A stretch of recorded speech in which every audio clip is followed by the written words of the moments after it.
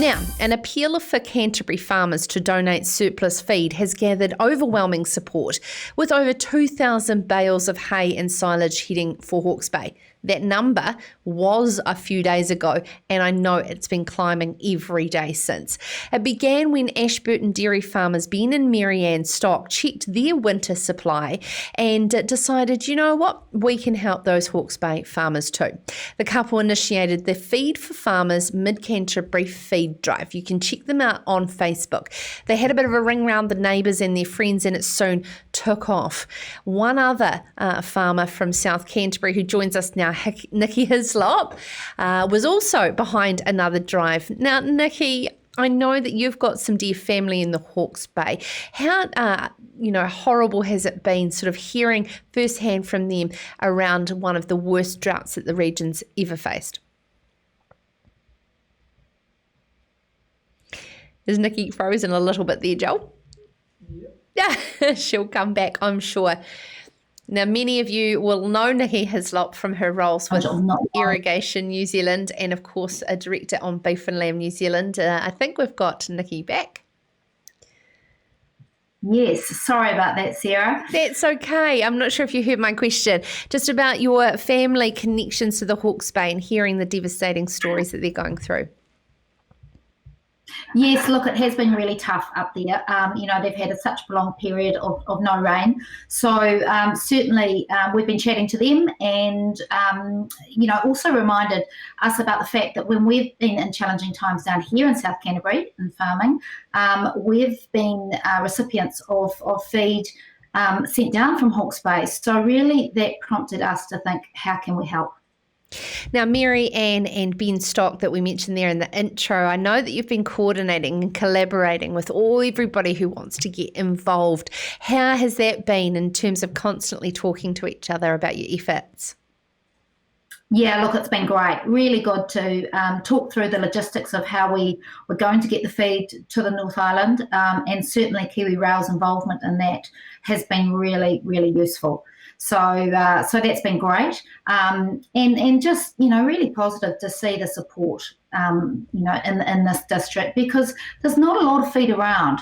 But I think everybody felt, look, if we just give a little, then that will build up, and it certainly has. But I'd also really like to do a shout out to our local transporters who have come on board, picked up feed from the farms and brought them into the yard, and also local contractors who have also lent a hand and re-wrapped a whole heap of bales so that we make sure that the quality of feed we're sending through is maintained.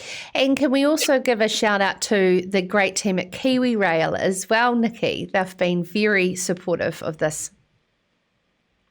They sure have. It was really challenging when we started out to try and find an economic way of getting this feed to the Hawke's Bay.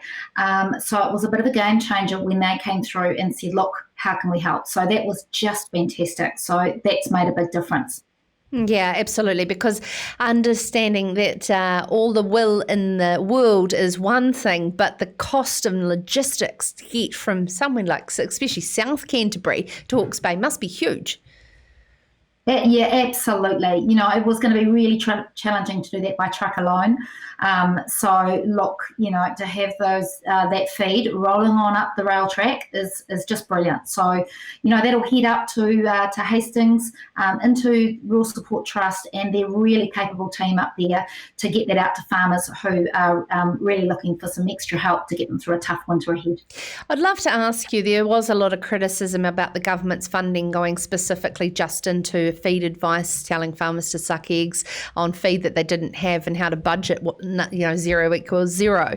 What's your thoughts on the government's response this time compared to other years dating back to things like 2013 and response mechanisms, and how we can have resilient response mechanisms moving forward? Yeah, look, I still think there's some work to do on that. As you say, there's only so much money you can spend on advice to do feed budgets. Feed budgets are incredibly important. But having done that and knowing that the picture looks pretty bleak, to have somebody else and double check that isn't the most constructive use of everybody's time. So I think we do need to think about that going forward so that we don't go through the same sort of challenges and frustration of having money available but making sure that it's spent in the right place. And while I've got you there, Nicky, because I know you're capable of any questions, with your former hat on with Irrigation New Zealand, I'd love to know your thoughts on this particular coalition government swing over the last 3 years, especially over these drought conditions, to their appreciation for water storage. Yeah, look, this is a topic close to my heart. Yeah, look, I do see a swing, and it is about the understanding of how important water is to whatever we do with our land. And in particular, if we're going to move into more high-value crops like horticulture and so forth, that certainly you can do in parts like Hawke's Bay, then more than ever, those crops need irrigation. They just need not necessarily heaps of water, but when they need it, they really need it. It needs to be reliable. So, from my point of view, sensible water storage for New Zealand is so important. And it's not just about farming. We're seeing Auckland with all its challenges. I think we need to continue a really sensible conversation about strategic water storage in New Zealand. Nicky, as always, a pleasure to chat to you, and thank you so much for taking the time to join us here on Ceres Country. This is Nicky Hyslop, farming there in South Canterbury with her many different hats on, but tonight a very compassionate friend and family member to those in Hawke's Bay. This is Ceres Country.